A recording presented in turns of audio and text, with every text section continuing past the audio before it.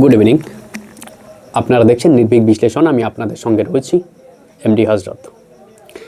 আজকে আমাদের রাজ্যের দ্বিতীয় বৃহত্তম জেলা দক্ষিণ চব্বিশ পরগনা। দক্ষিণ চব্বিশ পরগনার 25টা আসনের মধ্যে 2026 সালের বিধানসভা নির্বাচনে কারা এগিয়ে রয়েছে, কাদের পাল্লা ভারী, সে বিষয়টা আমরা একটুখানি বোঝার চেষ্টা করব। একই সঙ্গে আরেকটা কথা বলে দিই, দক্ষিণ চব্বিশ পরগনা কিন্তু 31টা আসন। আমি 25টা কেন বলছি, কারণ সংযুক্ত কলকাতার মধ্যে আরও কিছু আসন রয়েছে, যেমন যাদবপুর, রাসবিহারী, কসবা, এইরকম আরও 8টা আসন রয়েছে কলকাতার মধ্যে। আমি সেগুলো ছেড়ে দিলাম, শুধু দক্ষিণ চব্বিশ পরগনা জেলার মধ্যে যে 25টা আসন রয়েছে আমি সেটা নিয়েই কথা বলবো। তার আগে দক্ষিণ চব্বিশ পরগনাকে আমরা একটু দেখে নেব, এই জেলার জনসংখ্যা কতটা এবং কত পার্সেন্ট হিন্দু ধর্মাবলম্বী মানুষের বাস এবং কত শতাংশ ইসলাম ধর্মাবলম্বী মানুষের বাস রয়েছে। তাহলে আপনাদের ধারণা পেতে একটু সুবিধা হবে, আমারও বলতে একটু সুবিধা হবে।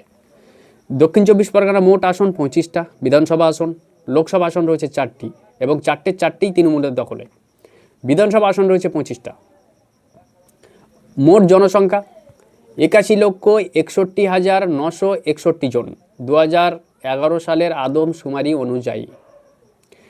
হিন্দু জনসংখ্যা কত? 63.17% হিন্দু জনসংখ্যা। ইসলাম ধর্মাবলম্বীরা কত পার্সেন্ট রয়েছে? 35.57%। অন্যান্যরা 1%-এরও কম। এইবারে আসি দক্ষিণ চব্বিশ পরগনার বিধানসভা। 2021 সালে বিধানসভা নির্বাচনে দক্ষিণ চব্বিশ পরগনার 25টি আসনে কোন দলের প্রার্থীরা জয়লাভ করেছিল? একচ্ছত্রভাবে দক্ষিণ চব্বিশ পরগনার 25টি আসনের মধ্যে তৃণমূল কংগ্রেস প্রার্থীরা 24টা একাই দখল করে এবং একটা আসন আপনারা বোধহয় সকলেই জানেন, ভাঙড়। রাজ্য রাজনীতির মাঝে মাঝে চর্চার কেন্দ্রে চলে আসে। ভাঙড় নাম শোনেনি এমন মানুষ খুব কমই রয়েছে। কলকাতার সংলগ্ন, কলকাতা থেকে ঢিল ছোড়া দূরে এই ভাঙড় আসনটা দখল করে নেয় বিরোধী দল 2021 সালে প্রতিষ্ঠা হওয়া দল আইএসএফ, ইন্ডিয়ান সেকুলার ফ্রন্ট, বর্তমানে যার চেয়ারম্যান নওশাদ সিদ্দিকী। এই ভাঙড় আসনটা তাদের দখলে। অর্থাৎ পুরো দক্ষিণ চব্বিশ পরগনা ম্যাপটা আমরা যদি দেখি তাহলে পুরোটাই ঘাসফুল এবং সবুজে সবুজ, শুধুমাত্র ভাঙড় কাঁটা বাদে। শিবরাত্রির সলতের মতো ভাঙড়টা জ্বলছে বিরোধীদের হাতে। এখন আমরা যে বিষয়টা আমাদের যেটা বলতে চাচ্ছিলাম, যে দক্ষিণ চব্বিশ পরগনার 2026 বিধানসভা নির্বাচনে কোন দলের এগিয়ে থাকার সম্ভাবনা বেশি। এটা বলার আগে একটা জিনিস আমাদের মাথায় রাখতে হবে, 2008 সালের একটুখানি পিছনে যেতে হবে আমাদের। 2008 সালের পঞ্চায়েত নির্বাচন, বামেদের দাপট ছিল সে সময়। তারপরেও এই দক্ষিণ চব্বিশ পরগনার তৃণমূলের পয়া মাঠ, আমরা বলি না যে রোহিত শর্মার পয়া মাঠ ওয়াংখেড়ে স্টেডিয়াম, অথবা ভারতের জন্য ওয়াংখেড়ে স্টেডিয়াম খুব ভালো, মানে পয়া মাঠ হয় না। তো তৃণমূলের পয়া জেলা হচ্ছে দক্ষিণ চব্বিশ পরগনা। যখন তৃণমূলের পাশে কোনো জেলা ছিল না, না হাওড়া ছিল, না হুগলি ছিল, এই দক্ষিণ চব্বিশ পরগনা দু হাত ভরে তৃণমূলকে আশীর্বাদ করেছিল 2008 সালের পঞ্চায়েত নির্বাচনে। রাজ্যে ক্ষমতায় ছিল বামেরা, কিন্তু দক্ষিণ চব্বিশ পরগনার জেলা পরিষদ চালিয়েছিল বিরোধী দল তৃণমূল। এই দক্ষিণ চব্বিশ পরগনা শাসকের খুবই পয়া মাঠ, শাসকের ভরসার জায়গা। শাসক চোখ বন্ধ করে যে জেলার উপরে, যে জেলার কাঁধে হাতটা রাখতে পারে, নির্ভরতার হাতটা, সেটা হচ্ছে দক্ষিণ চব্বিশ পরগনা। কয়েকদিন আগে আপনাদের মনে রয়েছে বারুইপুরের সভাতে তৃণমূলের সর্বভারতীয় সাধারণ সম্পাদক অভিষেক ব্যানার্জি হুঙ্কার দিয়েছিলেন, এবার দক্ষিণ চব্বিশ পরগনাকে আমরা বিরোধী শূন্য করব, ভাঙড়ে এবারে আমরা জিতব। অর্থাৎ ভাঙড় যে কাঁটা। একই সঙ্গে আমাদের রাজ্যের প্রধান বিরোধী দল বিজেপি এই দক্ষিণ চব্বিশ পরগনাতে এখনো পর্যন্ত দাঁত ফোটানো তো, আরে খাতা খোলা তো দূরের কথা, দাঁত ফোটাতে পারেনি। একটা পঞ্চায়েতের জেলা পরিষদও বোধহয় তাদের দখলে নেই, সেটাও তাদের জন্য আক্ষেপ। সেই জন্যই বিজেপির যে পরিবর্তন যাত্রা হতে চলেছে আগামী কয়েক দিনের মধ্যে, স্বরাষ্ট্রমন্ত্রী অমিত শাহ বেছে নিয়েছেন দক্ষিণ চব্বিশ পরগনাকে আমাদের রাজ্যের দ্বিতীয় বৃহত্তম জেলা। সেই জেলাতে বিজেপি প্রধান বিরোধী দল, তাদের একটাও সিট নেই। এটা বিজেপির জন্য লজ্জা এবং অস্বস্তির।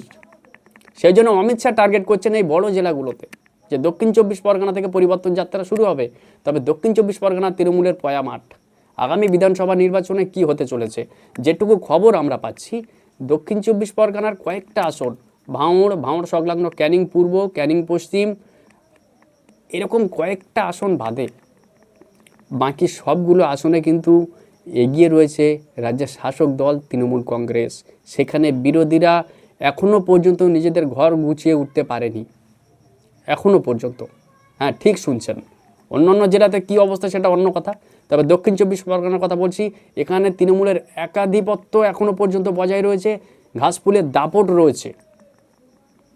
কয়েকটা আসন, কয়েকটা পকেট, যেমন ভাঙড় একটা পকেট, ক্যানিং পূর্ব, সেখানে আইএসএফের সঙ্গে তৃণমূলের হয়তো হাড্ডাহাড্ডি লড়াই দেখবো আমরা 2026 সালের নির্বাচনে, অথবা ভাঙড়ে হয়তো দেখবো আইএসএফের সঙ্গে তৃণমূলের হাড্ডাহাড্ডি একটা লড়াই হচ্ছে।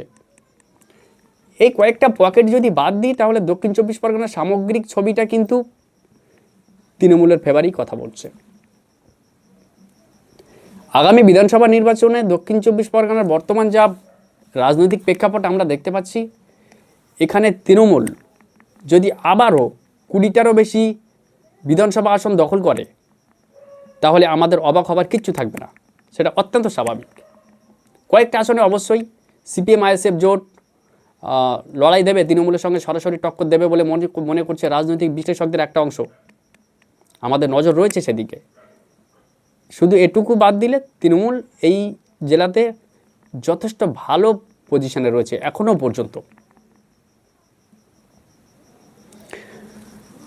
দর্শক, আজকের পর্ব আপাতত এই পর্যন্তই। দক্ষিণ 24 পরগনা সম্পর্কে আমাদের কাছে যা রিপোর্ট ছিল, গ্রাউন্ডের রিপোর্ট, আমি আপনাদেরকে দিলাম।